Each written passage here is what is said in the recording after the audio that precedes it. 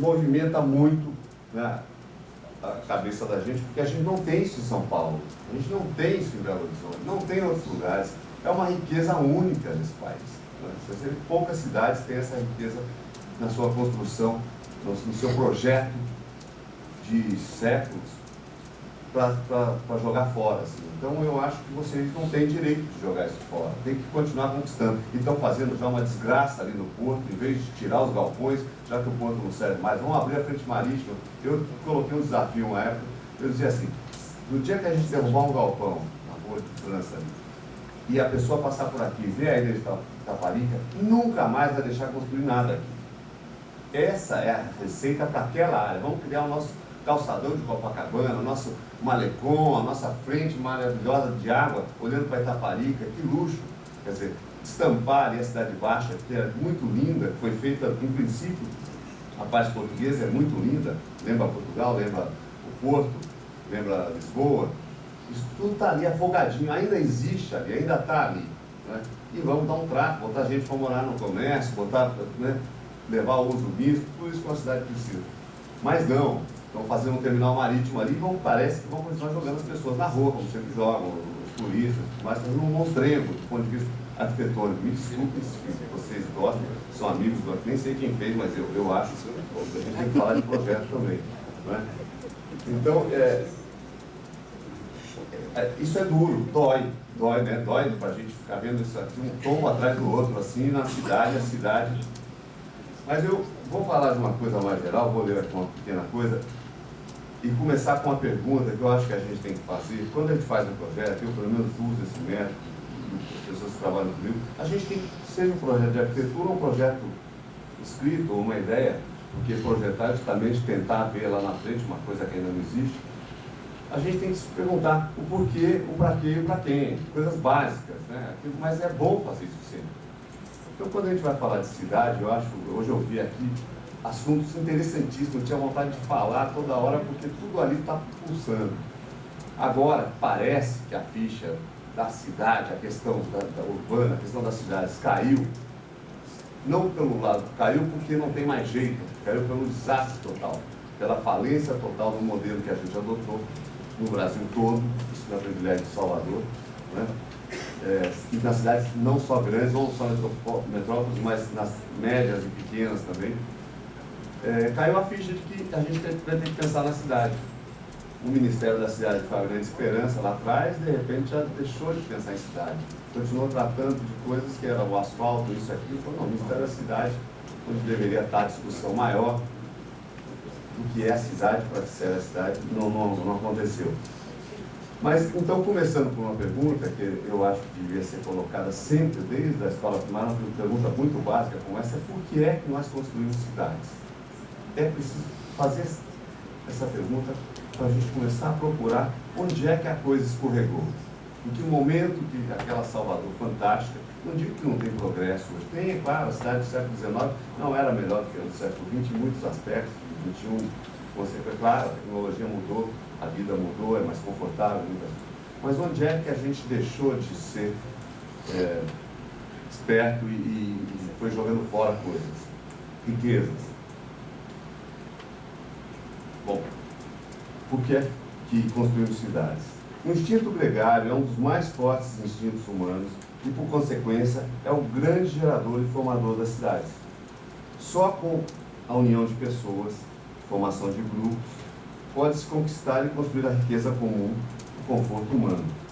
Não é possível imaginar um teatro de ópera, por exemplo, num vilarejo de 100 habitantes, ou uma linha de metrô numa ilha quase deserta, em que os homens ainda, numa ilha em que os homens ainda façam uso, no sertão, numa cidadezinha, ou num lugarejo do sertão, em que os homens façam uso vital de facas, peixeiras, facões, um rifle para caçar, para matar, uma caça para comer, quer dizer, isso existe no Brasil, muito existe por aí afora, não é? Mas é muito fácil ver essa cena daquela violência que era necessária, que era na roça a gente mata porco, mata o cabrito, o bode, mas você vê a faca, a presença da faca, do rifle, do revólver, na cidade, naquilo que deveria ser o oposto lá daquela vida, né? de um lugarejo. O que é que está de errado nisso, né? É possível ver, imaginar facilmente os homens urbanos, metropolitanos, se esfolando, se matando com os mesmos instrumentos letais. O que acontece com as nossas cidades de hoje, as brasileiras, que ao invés de honrarem o atributo da polis, da civilidade, da urbanidade enquanto adjetivo, né? Estágio superior de convivência, que é isso, né? Recinto, por excelência do convívio, do exercício da tolerância, como é que a gente pode ver isso se transformar em inferno para se viver? Verdadeiros infernos que são as cidades nossas. Violência de toda ordem, inclusive familiar, em decorrência do espaço ou da falta de espaço da vida íntima, familiar, ou de grupos. Então basta dar um giro por qualquer de nossas metrópoles, nas zonas periféricas mais pobres, para constatarmos que aquilo que vemos não pode ser chamado de cidade sequer. São amontoados humanos de carros velhos, casas precárias, inacabadas, sempre inacabadas. Parece que está todo o centro. E sem as áreas livres, com menos públicas de todos nessa área, não é? E que faz uma cidade ser cidade. A máxima, muito conhecida, vale para essa situação, que é aquela: o que é meu, eu cerco, fecho, boto cerca, grade, e o que é público é de ninguém. Portanto, ainda é um espaço a ser conquistado. E hoje nós vemos em todos os espaços da cidade, não é só na periferia, né? As pessoas conquistando aquele espaço que parece que é o de ninguém. Eu falo isso até da Avenida Paulista, em São Paulo, até os grandes prédios, produtos bancários, vão lá, metem a sua grade, se possível, botam abaixo da escada, bloqueio. Eu conto em 2 quilômetros de Avenida Paulista, em São Paulo, 3 edifícios que você pode dizer que são dignos do espaço público. É o MASP, claro, que abre a sua esplanada, e mais 2 ou 3, e o resto é bloqueado. Então, não são só os pobres, aqueles que estão conquistando espaço. Todos estão invadindo o espaço público. Um carrinho de sanduíche, um puxadinho a mais, o trailer, banca de revista e frutas, quer dizer, usam a calçada, né, como se fosse espaço deles, uma terra comprada de ninguém. O descontrole do crescimento urbano no Brasil nos últimos 50 anos é tão grande que fora essa questão física, espacial, da qual tratamos e pela qual temos que lutar para transformar com bons projetos, nos deparamos com essa completa perda do sentimento ético, que hoje foi usada a palavra ética, eu uso também dizer, e solidário e público, que faz do cidadão um cidadão, que o faz diferenciar o que é dele e o que é de todos, e assim zelar pelo que é dele e pelo que é de todos. Eu acho que essa talvez seja a questão mais complicada para a gente enfrentar. Portanto, aquele sentimento, o instinto gregário, que eu invoco aqui no princípio, hoje é foco de aberrações e de distorções na vida humana. Nós, arquitetos, urbanistas, construtores, pensadores e administradores das cidades, temos um grande desafio pelos próximos, no mínimo, 50 anos, que é o de transformar nossas periferias em verdadeiras cidades. E eu acho que esse deve ser, talvez, um dos focos mais importantes, dos centros de nossa atenção nesse encontro. Quer dizer, como é que a gente vai transformar esses amontoados em cidades? Basta dar um giro no DIP, por exemplo, para olhar em volta e falar: como é isso? Como é que pode? Parece que não tem jeito, parece que não tem solução. Porque as pessoas vão fazendo puxados, e assim vai. E a cidade é feita de ordenação das coisas, de ordem, não é? Qualquer que seja o tipo da ordem, mas nós trabalhamos com ordenação das coisas. Aí, falando um pouquinho das áreas centrais. As áreas centrais também, não é que a gente está falando de periferia, não. A periferia, ela é periferia, mas o centro também é periferia. O centro deveria ser o lugar da festa da periferia, da festa de todos. Os centros da cidade são muito importantes. E hoje ficam em estado de degradação, com o abandono, que já é óbvio, das zonas periféricas. Essas áreas centrais são fundamentais na reconstrução da cidade como um todo, e nunca devemos tomá-las como confronto com as periferias. O centro das metrópoles também é periferia e é de todos.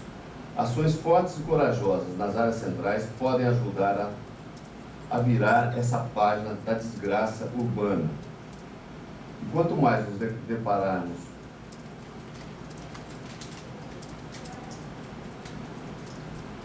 e quanto mais ainda nos deparamos com centros classificados ou tombados como patrimônio histórico, fica evidente que parte da solução, inclusive, está dada por aquela história que já contém ali. Não é?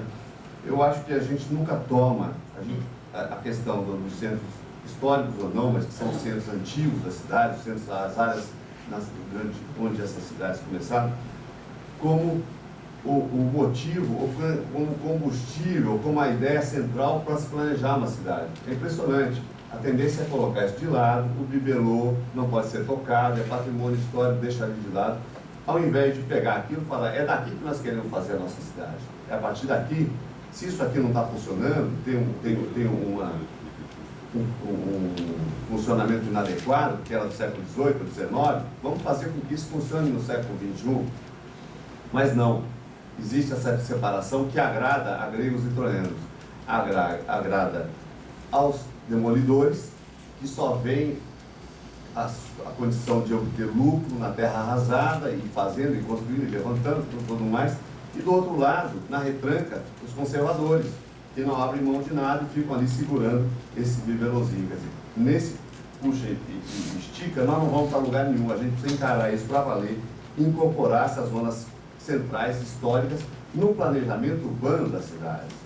Não olhar para isso como um pedaço que não é cidade ou que é uma outra coisa. Não é a mesma coisa. Então tem que ter gente morando, tem que ter comércio, tem que ter de tudo, tem que ser parte viva, integrante, integrada, como sempre foi.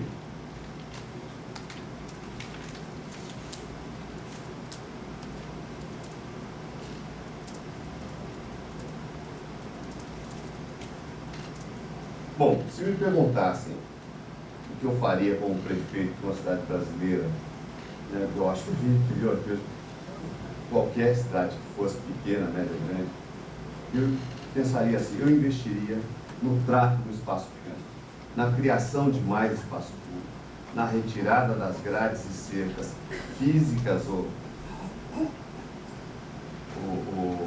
psíquicas, na existência e demonstrar que o que é de todos, reconhecido por todos, é sempre respeitado.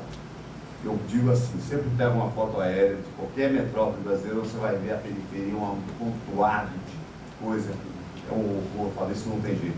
De repente tem um campinho de futebol de terra, ninguém invadiu aquele campo. Isso é muito importante olhar para isso. Aquilo é uma área de zona de respeito. Aquilo ali, todos cuidam, todos zelam, e ninguém vai construir sua casa. Se construir, no dia seguinte está no chão. Não é? Mas não é assim na calçada da cidade, na rua, na igreja. Eu me lembro aqui nos abrigos de ônibus, o cara botava a banca da garapa, o caldo de cana, o acarajé.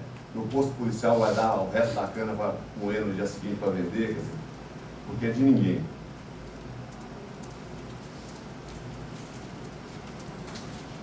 Incentivaria, ainda como administrador, a convivência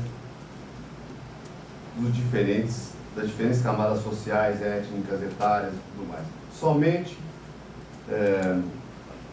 com a mistura nós podemos gerar, eu estou dizendo coisas que eu acho que são óbvias, mas a gente tem que repetir, a gente pode gerar um tecido urbano sadio, que prime pelo respeito e pela tolerância dos habitantes. Assim são ou foram as zonas centrais das nossas cidades. É preciso mesclar habitação, serviço, lazer, trabalho, educação, criança, jovem, idoso e adulto. É uma questão de segurança. Onde você vai e tem criança, tem segurança. É incrível, mas você pode notar que você se sente muito mais seguro se você tem essa mescla de uso, de faixa etária, de classe social. E a cidade só é cidade se ela for essa mistura de todos.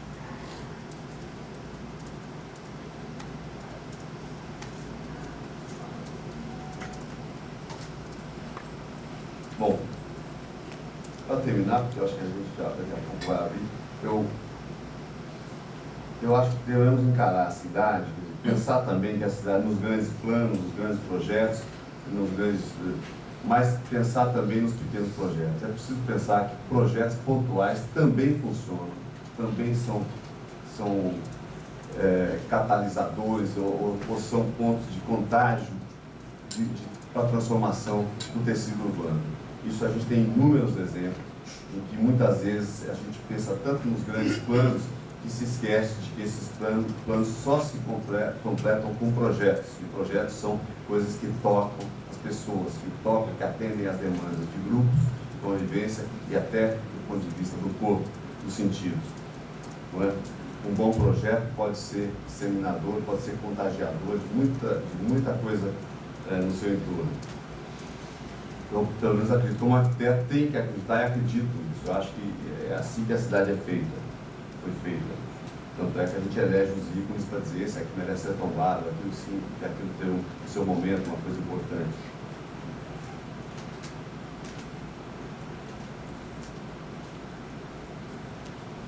A cidade é o palco maior da vida, é o lugar da festa e nós não temos o direito de destruí-la ou fazê-la, torná-la desacreditada, construindo shopping centers ou bunkers